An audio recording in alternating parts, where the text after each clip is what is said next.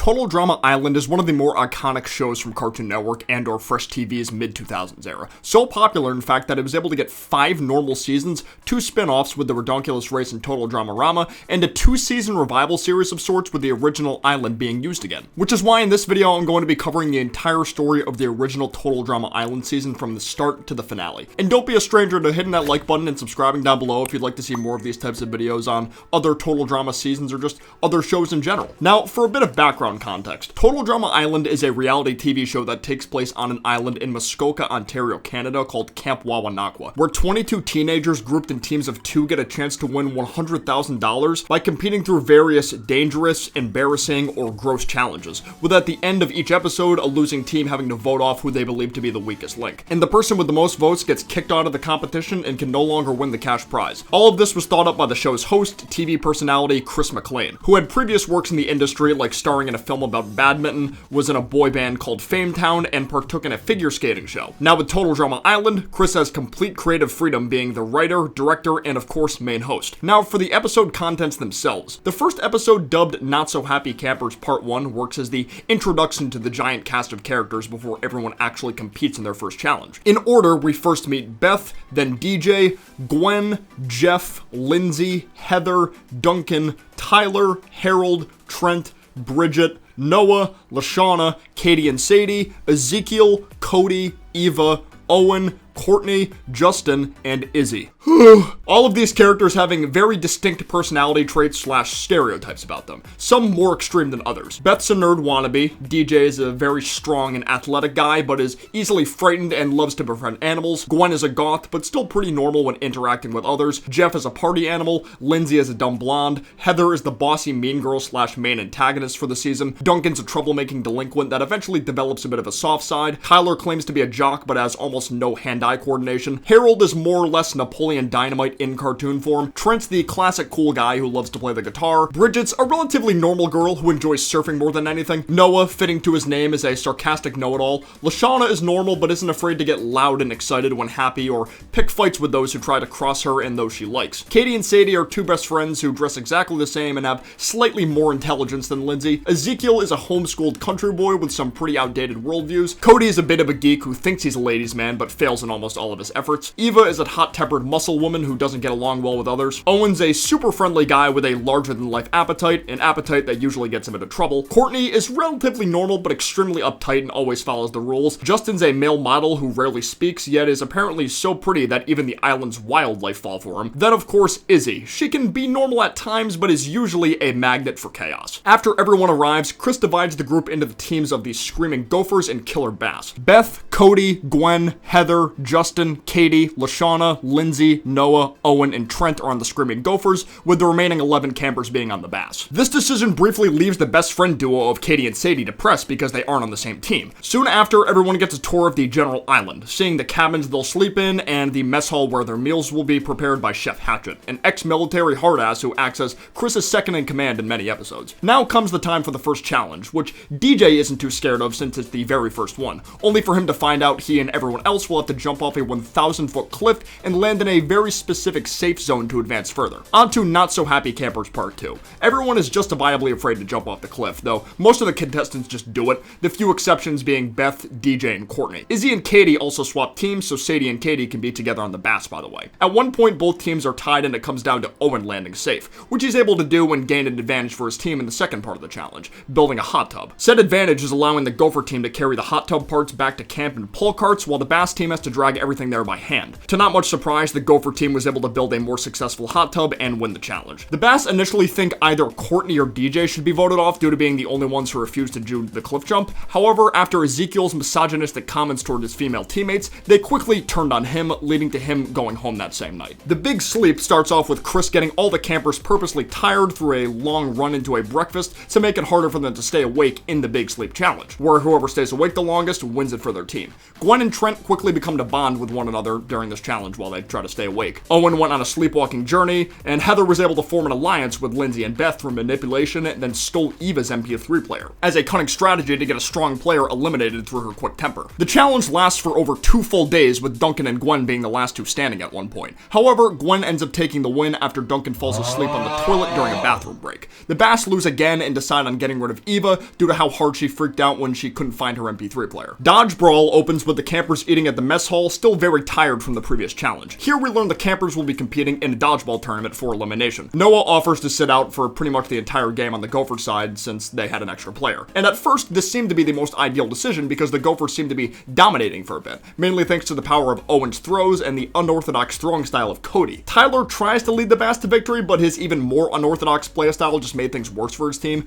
at least because he was so awful he got to spend more time with Lindsay during their time outside the court. The Bass get desperate and decide to put the still sleepy Duncan in a leadership role, due to his intense yet tactical nature. After some convincing, he agrees and uses a strategy where all the players on the court would single out one specific person on the Gophers and hurl all the balls at them in unison. This strategy put the Bass on equal footing with the Gophers, but the game eventually comes down to a one-on-one between Harold and Owen, one of the strongest versus one of the weakest. Luckily, Harold is able to dodge all of Owen's throws thanks to his figure skating skills, eventually catching the final ball Owen throws and getting the Bass their first win of the season. The Gophers were mostly displeased with Noah due to his lack of participation and attitude towards the challenge, so he was quickly voted off later that night. Not quite so famous begins with the campers gathering at the island's main stage, where Gwen and Trent flirt a bit. Same with Lindsay and Tyler. Chris then tells everyone the next challenge is a talent show and each of them have 8 hours to choose their 3 most talented teammates to perform. The Gophers choose Trent, Heather, and Justin, while the Bass choose DJ, Courtney, and Jeff. When the time comes for the show, Bridget shows her team how long she can stand on her hands. However, her legs ends up getting caught on a spotlight cord, which falls and destroys Courtney's violin, forcing Bridget to take her spot in the show. Meanwhile, Cody tries to flirt with Gwen, fails miserably, and gets quickly upstaged by Trent, where the two share another touching moment with each other at the dock of shame. With Gwen now gone, Heather hatches a plan to steal Gwen's diary because she'd gotten sick of Gwen's attitude towards her leadership. When the show starts, Justin opens with his Zoolander-style posing act that earns him quite a bit of praise. DJ's ribbon routine quickly falls short, while Trent's song becomes the best act so far. Bridget's handstand act also flops when she pukes all over the stage and on some of the other campers mid-performance, followed by Heather reading a passage of Gwen's diary about Trent to not only all the campers, but to the in-universe viewing audience at home, and she literally decides to do this instead of doing her ballerina routine. Though Trent wasn't actually name-dropped, it's still super messed up. With the Gophers still in the lead after all that, things seem to be getting worse for the Bass when Jeff accidentally breaks his skateboard backstage, forcing the team to put Harold out there, where he proceeds to lay down some of the best beatboxing I've ever heard, clutching the win for his team a second time in a row. Booyah! Surprisingly, Heather was saved from elimination and convinced enough of her team to vote up Justin instead, ending his chances at the big prize. And as a way for Gwen to get revenge on Heather, she dumps Harold's red ant farm into her bed. The sucky outdoors has the teams trying to survive out in the woods for a night and making it back to camp the next morning, with the first team back as the winners. On the way in, Trent tries to comfort Gwen about the diary thing, but she's still too depressed about it. Yet Heather tries to make herself out to be the victim due to getting the ants poured on her, so she wants Gwen gone as soon as possible. On the Killer Bass side of things, best friends Katie and Sadie get separated from their team after getting distracted by a blueberry bush. As they try to find their team, they begin to lose patience with one another, hurling insults and each declaring they don't want to be friends anymore once the challenge ends. As for the Gophers, Owen takes charge in gathering the food and finds some nice fish. DJ ends up finding a pet bunny, and Duncan is the first to realize Katie and Sadie are gone. Is still mad at one another, the two struggle to stay sane after encountering bats in a cave. The Gophers are still settling in for the night when Owen tells everyone a story about how he and his grandpa killed a bear once. Oddly enough, an actual bear shows up right after the story ends, but it turned out to just be Izzy in a bear costume to mess with everyone. Meanwhile, Duncan tells everyone a scary story about a serial killer named the Bloody Hook, scaring everyone even more when he pretends to have a hook hand himself at the end of the story.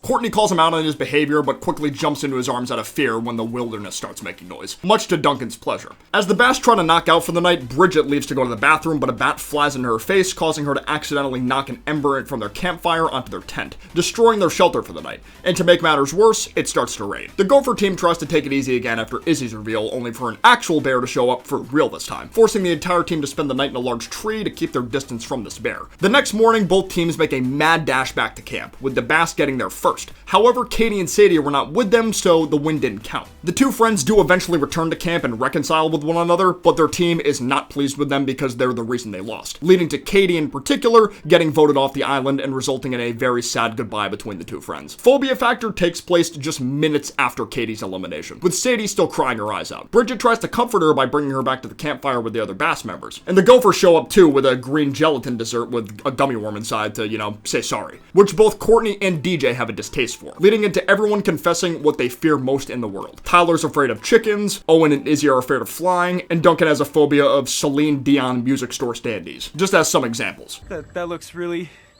real, man.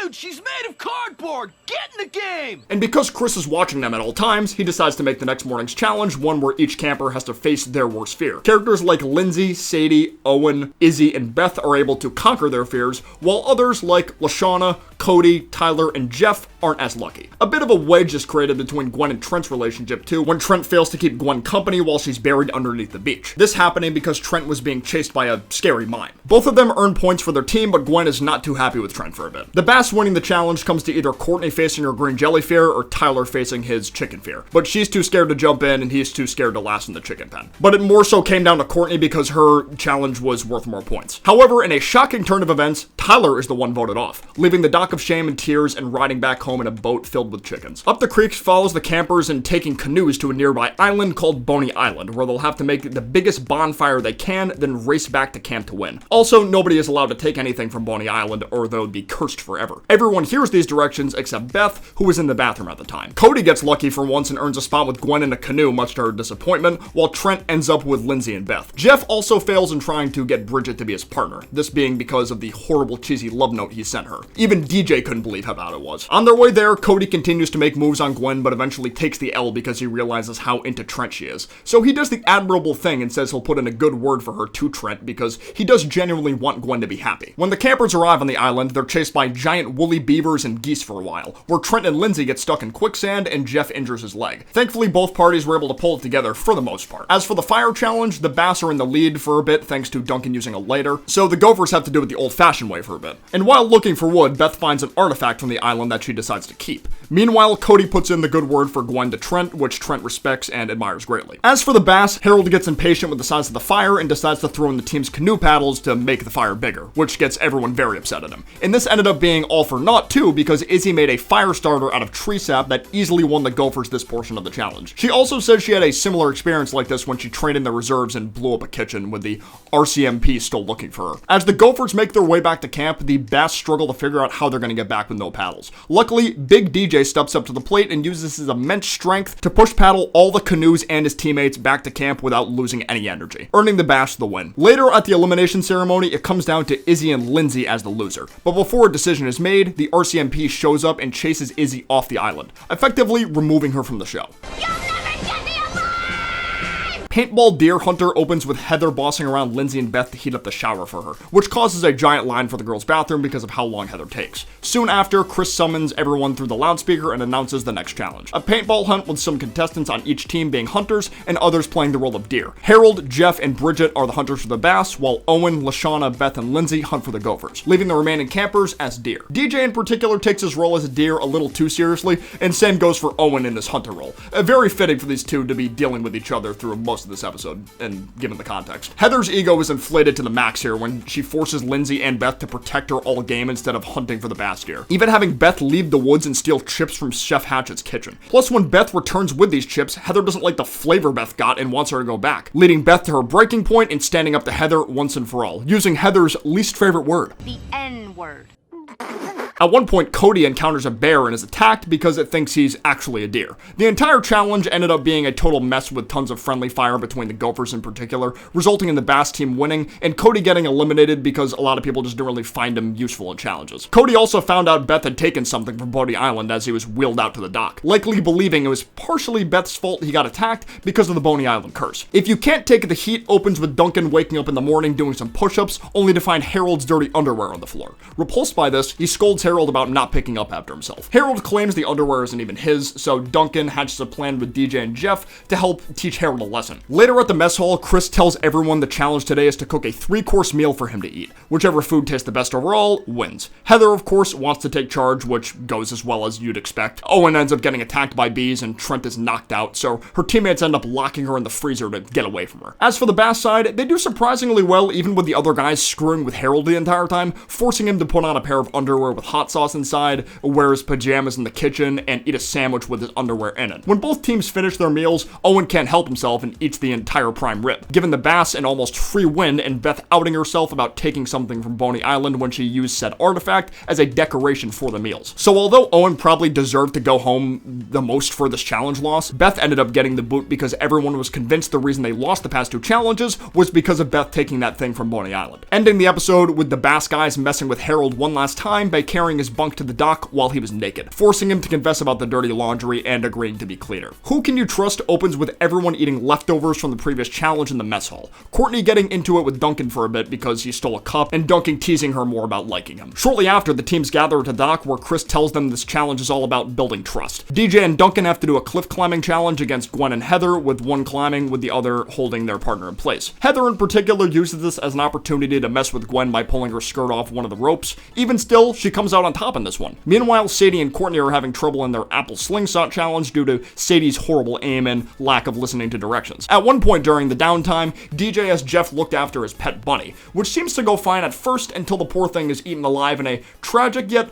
kind of comical way. Jeff has to come clean to DJ, which causes DJ to lose a lot of focus for the remainder of the overall challenge. That is until Courtney catches Duncan luring another rabbit back to the camp with a carrot, as a way to cheer DJ up and get him focused again. During the final challenge, blindfolded log racing, DJ is unfocused until Duncan reveals the bunny. DJ, thinking it's the same bunny as before, gets all amped up and is able to cross the finish line first. However, he took the blindfold off to see the bunny during the challenge, so the Gophers won on a technicality, resulting in Sadie's elimination that night due to getting on Courtney's bad side. At least she's finally reunited with Katie, though. Basic Straining opens with Harold getting bullied some more by Duncan and Jeff, with them putting his underwear in a s'more, followed by Chef Hatchet announcing over the speaker for everyone to gather at the Dock of Shame at 9 a.m. sharp. Chef takes the lead here as the challenge overlooker, putting on a bit of a drill sergeant persona, with all the different challenges being similar activities that military personnel would go through, such as holding up a canoe for several hours, writing an essay, and going through a grueling obstacle course.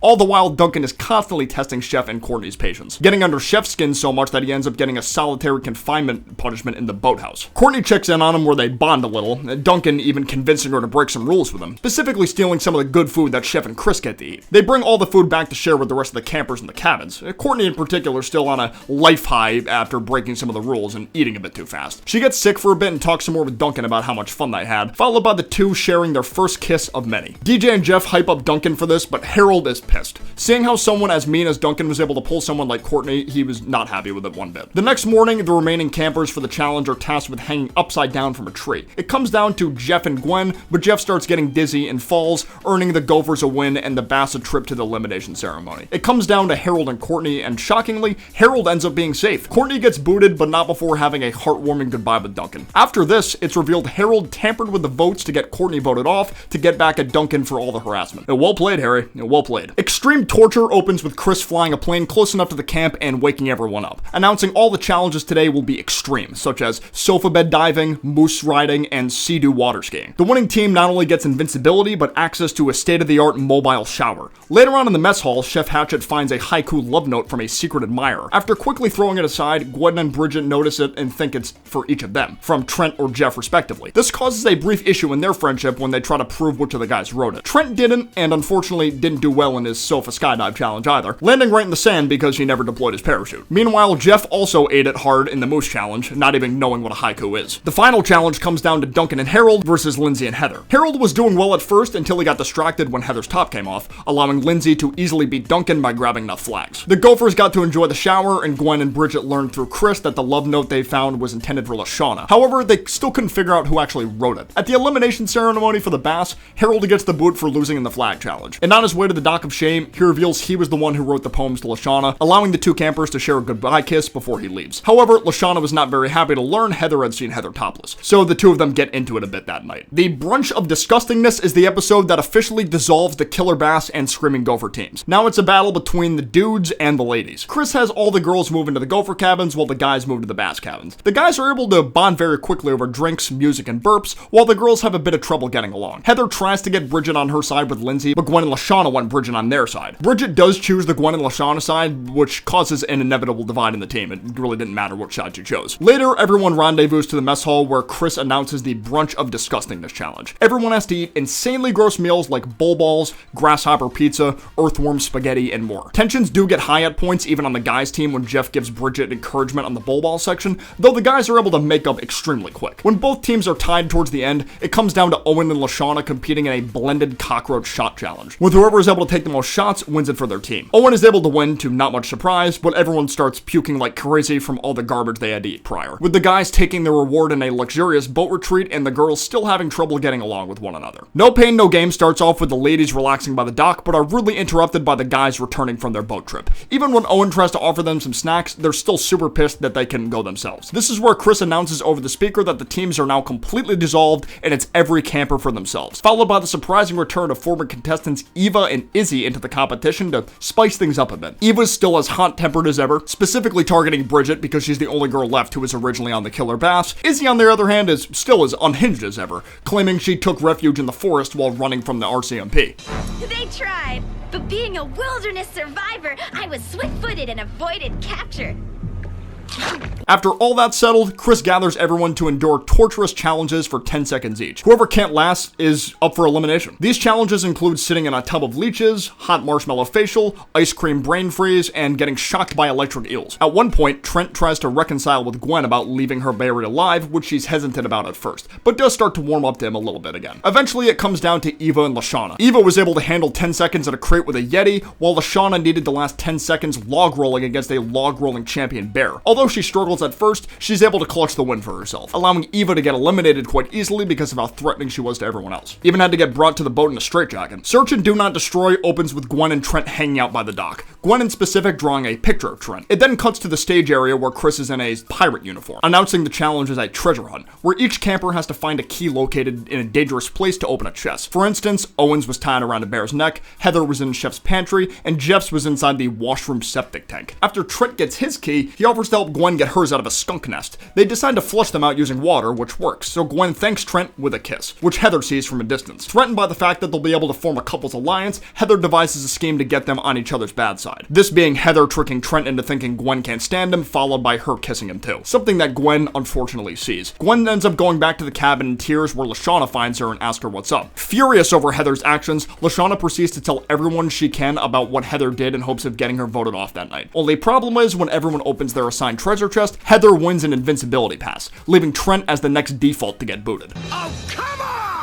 Granted, the misunderstanding is resolved when everyone realizes Heather manipulated the whole situation. This didn't happen until after Trent was already voted off, so he still had to leave because the vote is final. But not before giving Gwen as much encouragement as she needs. Hide and Be Sneaky opens with Heather being nasty to Lindsay by trying and throwing away the one drink Lindsay had been craving since she had gotten to the island, which leads Lindsay to question if Heather actually values her as a friend or not a bit. Gwen's still depressed about Trent, but Lashana promises Gwen they'll get their revenge on Heather as soon as possible. Later on the dock, Chris lays out the challenge of hide and seek, where everyone gets 10 minutes to hide from Chef. If he sprays you with water, you're out. But you get invincibility if you reach the dock safe zone or find another hider before Chef does. Right when the challenge begins, Owen is pulled into a cave by Duncan with the rest of the guys. Duncan hatches a plan to form a guys alliance out of fear of the girls getting too close. Jeff in particular is worried about this because he still likes Bridget, but agrees to the alliance anyway. We get some pretty amusing antics between Izzy and Chef here too. That little fight they had in the mess hall is still one of my favorite fight scenes in the entire series.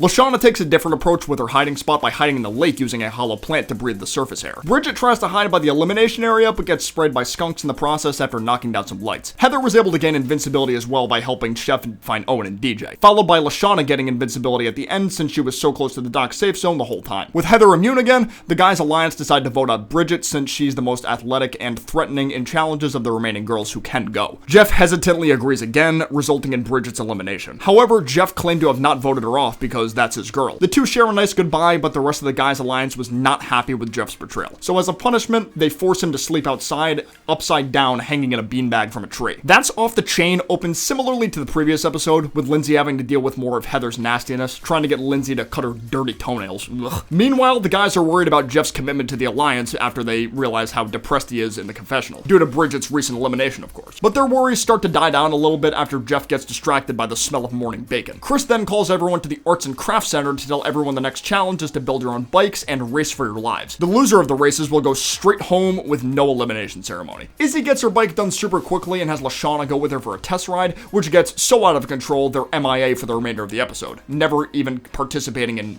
any of the races. Everyone else gets their bikes done pretty easily, but poor Lindsay is tasked with building her own bike and Heather's bike. For Heather's in particular, she ends up stealing an actual motorcycle engine from Chef's bike to use as an advantage in the races. But in a very Chris fashion, he sets up the first race in a way where everyone has to ride someone else's bike that they built, and the owners of the bike in particular are the ones who make it into the next round. Since Gwen ended up crossing fast enough on Owen's bike, he was the one who got to advance. Owen on Duncan's bike was comedy gold too. The second race is even sketchier because now there's a bunch of road traps like landmines and oil spills. Heather is able to cross first with Lindsay directly behind, but since Duncan and Owen both wiped out and never actually crossed the finish line, Lindsay ends up being sent home on a technicality, resulting in Lindsay and Heather having a complete fallout. Lindsay finally realizing how horrible Heather is and cusses her out in front of everyone. You really are a two-faced, backstabbing, lying little... Although she couldn't win the prize, she stood up for herself and got to have nice goodbyes with the remaining contestants. Except Heather, of course. Hook, Line, and Screamer starts with the remaining contestants watching a scary movie at night. Most of these guys are enjoying it, especially Duncan and Gwen, but DJ is scared out of his mind, screaming every time someone even mentions the movie killer's title out loud. After the movie ends, the gang sees Chris and Chef at the dock frantically packing their things and leaving the island, without saying a word to anyone. Conveniently, they leave behind a bag with a newspaper article highlighting how there's an actual escaped psycho killer on the loose in the area. The ruse Chris put up is quickly foiled by us viewers as he's shown in a secluded area on the island with a bunch of monitors showing what everyone else is up to, with Chef in particular playing the part of the quote-unquote killer. Gwen decides to come up with a plan about what they need to do to survive. Heather quickly ignores her to go do her skincare routine, while Izzy and Owen also go off on their own into the woods sneakily. As those two walk around, things quickly get frisky between them, and Chef is able to hear them. They run away so scared that Owen doesn't even realize he's about to fall off a cliff, and Izzy, being the intelligent person she is, decides to jump off the cliff right after him to make sure he's okay. But Chef quickly catches up and Owen uses Izzy as a shield to protect himself, eventually reaching the area where Chris is located and notices the killer is just Chef in disguise, although Izzy is not amused with Owen's cowardly act of pushing her in front of Chef back there. As for DJ's POV, he goes to the washroom and accidentally walks in on Heather shaving her legs. Terrified by how she looks in her face mask, he runs around the entire island screaming until by chance reaching Chris's tent, where Izzy literally slaps him back into reality. Shortly after DJ leaves, Heather is found by Chef and brought back to the tent, with Jeff found right after that. With only Duncan and Gwen remaining, Duncan eventually goes off on his own as well to face Chef mano a mano, much to Gwen's annoyance. After throwing some objects at Chef, he's actually able to break Chef's chainsaw and get back to the tent easy peasy. However, things get really sketchy after everyone notices Gwen at the mess hall with another killer looking guy who isn't Chef. Gwen doesn't even believe it's legitimate until the rest of the gang comes to warn her. Fearing for her life, she kicks the guy in the face several times where he promptly leaves in a very flamboyant fashion. Man, I am so out of here. Thanks to this, Gwen earns invincibility, but DJ ends up going home due to being the only camper who wasn't actually brought back to the tent through Chef's intimidation. Wawanakwa Gone Wild starts with everyone walking around the camp. Izzy's still mad at Owen for using her as a human shield in the previous challenge. But when he tries to apologize, he gets caught in a rope trap by his feet, followed by the rest of the gang getting trapped in a cage. Chris meets up with the cage campers and frees them using a knife to make Owen land on the cage, telling them to meet him at the mess hall. Once there, he congratulates everyone for making it to the final 7 and gives them their next challenge. Each camper will have to trap a specific animal, with the winner getting a meal of their favorite foods and the loser having to clean the washrooms. Owen gets a chipmunk, Lashana gets frog, Gwen gets duck, Jeff gets beaver, Duncan gets raccoon, Izzy gets deer, and Heather gets bear, which Heather is not very happy about. Throughout the day, everyone gets into pretty funny shenanigans trying to catch their respective animal. The duck Gwen tries to trap runs like the Roadrunner from Looney Tunes, while Duncan's raccoons band together to form a giant kaiju raccoon made up of a bunch of regular-sized ones. Then there's there's Izzy, who arguably got the most ideal weapon of choice to take out her target, that being the tranquilizer gun, but her aim is so bad she just winds up hitting everything that just isn't a deer she fires. Gwen is the first to catch her animal, and of course all her food be duck themed because of how much of a pain that duck was towards her. As for Duncan, he's able to get his raccoon trapped and attempts to form a little alliance with Heather, suggesting she dress up as a deer to attract the bear. Problem is, once she's in the woods, Izzy mistakes her for an actual deer and knocks her out with a tranq dart. Owen, Jeff, and Lashana eventually get their chipmunk, beaver, and frog trap too. So when it came time for the eliminations, Heather was still partially paralyzed and was eager to see Izzy get sent home for what she did to her. Heather gets her wish, and Izzy leaves in almost as flashy of a manner as she did the first time, ending the night with Duncan having to do Heather's washroom punishment for her because she claimed she couldn't move still. Trial by Triarm Triathlon doesn't open on a shot of the island itself, but rather inside a dream Owen is having about giant cheese and donut helicopters. I guess this dream stemmed from the actual helicopter flying over the island. Chris appears soon after, telling everyone the next challenge is a Triarm Triathlon, a series of 3 challenges where 2 campers will be handcuffed together and need to work as a unit to secure the victory. The pairs are Owen and Heather, Gwen and Jeff, and Duncan and Lashana, with most of the screen time focused on Gwen and Jeff learning to bond despite being polar opposites in most aspects of their personalities. Jeff usually striking up the conversation first, but Gwen not really giving him anything back since she thinks he's annoying. Owen and Heather easily win the first challenge because it was centered around food. When it came to the next one, each pair was tasked with going to Boney Island. On their way there, Duncan and Lashana have a bit of a heart-to-heart about Duncan's soft side. As she knew about Duncan finding the new bunny for DJ, and he revealed the reason he did this was because he lost a dog when he was younger and didn't want DJ to go through the same thing. It's very sweet right there. And once everyone's on shore, Chris gets there via helicopter and tells them they need to return pieces of the artifact Beth took from Boney Island to some cave, with the final twist being one partner having to piggyback the other the entire way through. Meanwhile, Jeff continues to try and earn Gwen's friendship, but she calls him out thinking he's just pretending to be nice even though he's being genuine, saying he'd even invite her to his parties if they went to school together. But she admits she'd never been to a party, thinking she's just not the partying type. Though Jeff reassures her it's just a mindset thing and he'd love to party with her once the show is over. At this point, Gwen starts to warm up to Jeff more and more, and they're able to win the second part of the challenge. As for the final challenge, the pairs would be tasked in creating a giant totem pole made from wooden heads of the previously voted off campers. However, the pole needed to be ordered in the way the campers were eliminated, meaning Ezekiel would be at the bottom and Izzy would be at the top. Owen and Heather's progress is stopped short when Heather starts to badmouth Izzy in front of Owen, requesting to opt out of the challenge completely and even going off on her some more in the confessional. Jeff and Gwen struggle too, allowing Lashana and Duncan to come out on top, leaving a 3-way tie between the teams so anyone could go home that night. At one point during the elimination, Gwen thought for sure it'd be her that was leaving, but it was Jeff's time to go. Heather was able to pull a fast one to get him booted because she feared his popularity. If we were to make it even further, his chances of winning would be extremely tough to counter. At least he was able to leave after becoming better friends with Gwen. As for the next episode, Haute Capture, the focus is shifted away from Total Drama Island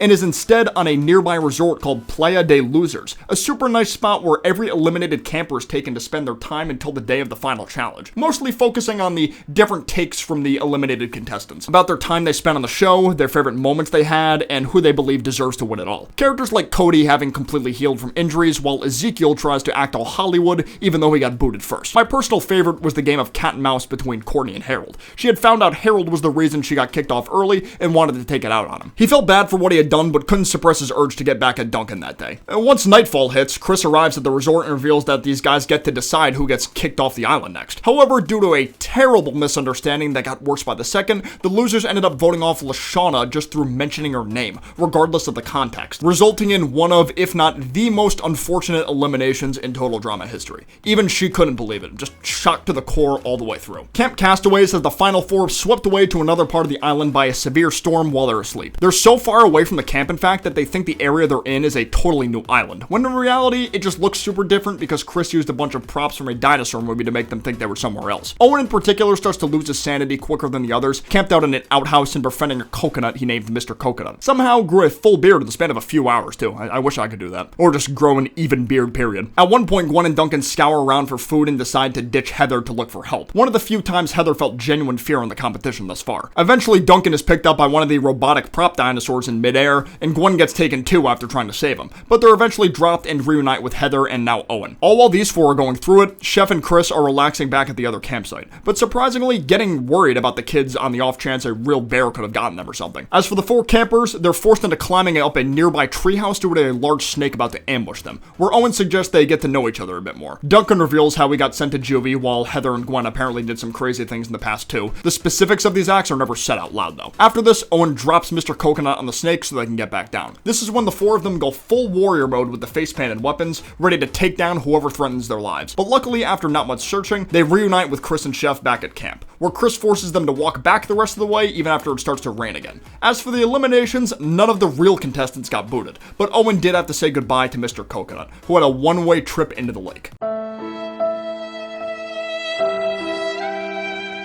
Are We There Yet? He follows a similar challenge pattern to the previous episode, where the final 4 are left somewhere in the woods and need to make it back to camp. Owen and Duncan as one pair, and Heather and Gwen as the other. First pair back wins invincibility. Chef is calling the shots for this entire episode too, due to Chris having to host some kind of unseen award show at the time. Each pair gets a bag of supplies for survival too. The biggest pieces are Owen and Duncan getting a map, while Heather and Gwen get a compass. Throughout their journeys in the woods, both pairs go out of their ways to mess with one another in hopes of getting more supplies for their arsenal. However, it pretty much ends with the pairs completely swapping the original items they started with. Once nightfall hits, Gwen and Heather hear rustling in the bushes, believing it to be Owen or Duncan. However, once Gwen jumps in there, she quickly realizes she's on top of Sasquatch Anaqua, the same Yeti Eva dealt with in her return episode. Though this thing seems to be more scared of Gwen than Gwen is of it, Gwen riding atop it leads it to Owen and Duncan, with all 4 of them running scared for a bit. After they shake the Yeti off their tails, the pair decides to just spend the night together since there's safety in numbers. Heather uses this to her advantage to snuggle up to Duncan so he'd let his guard down, and by the time the boys woke up, all of their stuff had been taken by the girls. The girls are on a mad dash back to camp with the boys wondering what to do. Thankfully, Owen is able to smell some sticky buns that Chef had made back at the main camp, so he's able to follow that scent back without needing supplies. Unfortunately, due to Owen getting too distracted by the sticky buns, he runs past the specific area he needed to touch to win, allowing the girls to gain invincibility, leaving either Owen or Duncan to go home. After a bit of zoom in tension, Duncan is the one who gets the boot, likely because Heather and Gwen found him more threatening than Owen. Now, there were 3. I Triple Dog Dare You has the final 3 of Owen, Gwen, and Heather competing in a game of dares. If you do a dare, you get a freebie to opt out of another one, or you can pass the dare onto someone else where they have to do it, because refusing to do a dare altogether gets you an immediate ticket to the dock of shame. As a fun twist, all the dares were thought up by the previous eliminated contestants, so whoever the wheel lands on after it stops is the one who thought of the dare.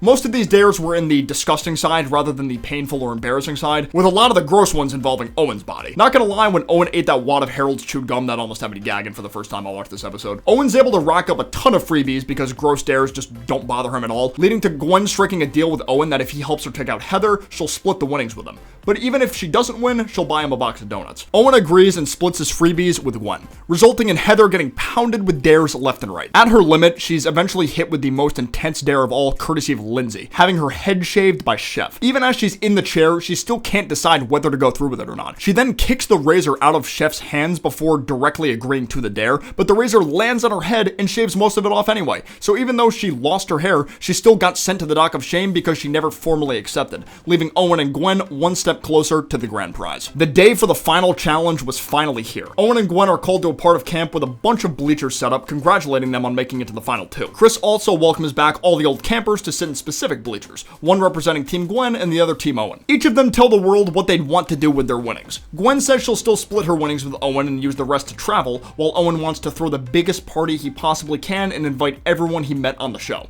This prompts some of the people who were originally on Team Gwen to switch to Team Owen, followed by Chris announcing the final challenge, the rejected Olympic relay. First, they need to climb to the top of a flagpole to get a flag, carry an eagle egg over a 300-foot gorge, then do a long distance run to the finish line. Each finalist can have people from their team help them along the way too. Owen struggles a bit to get up the pole due to how big he is, so a lot of his supporters have to push him up. Meanwhile, Gwen struggles a bit too because Heather smeared butter all over her pole. Trent is of course Gwen's biggest supporter here. Although they shared a touching goodbye when he was eliminated, Gwen still holds some ill will towards Trent for kissing Heather, so he does everything he can to help her win, like cleaning the slippery pole with his shirt so Gwen can get the lead for the next part of the race. When they both reach the gorge, it's proving to be difficult on both ends. However, Heather tries to sabotage Gwen using a shirtless Justin, but that plan kind of backfires when Owen gets distracted by him too. It's now a mad dash to the finish with Gwen still in the lead. She thanks Trent for the cupcake he got her, but he claims to have never got her one. She didn't eat it either. Heather did this as another way to sabotage Gwen and filled it with laxatives earlier in the day, but Gwen gave it to Owen since he was so mesmerized by it. The laxatives kick in and Owen is forced to take a bathroom break. Worried he's gonna lose, Izzy resorts to using the smell of a brownie plate to get Owen's rear in gear. This strategy works and he's able to cross the finish line before Gwen,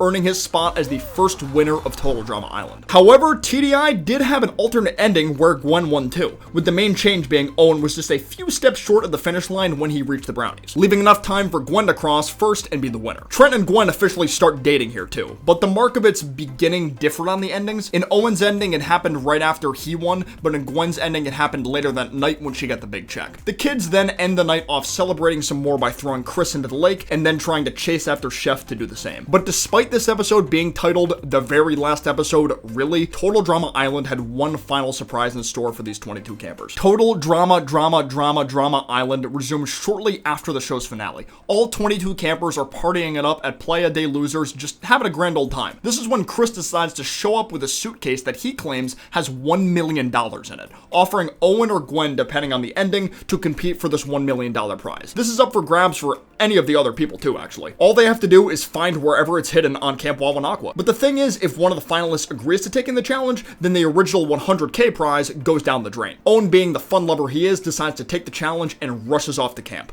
The other contestants are hesitant at first because they aren't even sure if that case has $1 million in it, but after hearing Owen's excited laughter in the background, the rest of them spring into action to find the million. Most of them splitting off into small groups that you initially wouldn't expect, like Izzy, Noah, and Eva teaming up, or Justin going off with Katie and Sadie for a while, until he got tired of them, that is. Owen's group of him, DJ, Tyler, and Cody find the case first, but have it taken away under their noses by Harold when Owen has to take a bathroom break. From this point on, the case would go through several different groups, but Courtney in particular seemed to have a hold of it for a longer time than the rest, thanks to stealing a hot air balloon from one of Chris's interns. Eventually, the fight for the case is at a standstill at the top of the area where Courtney was supposed to jump into green jelly and Phobia Factor. But this tower is eventually knocked over by a wild moose, with everyone in the general vicinity either falling directly into the jelly pool or being dragged around by the diving board the rest were standing on into the lake. It is then that the case is eaten by a shark, and Chris tells all the following contestants in the water that they'll have another chance to compete for the $1 million in the next season, dubbed Total Drama Action. These contestants being Bridget,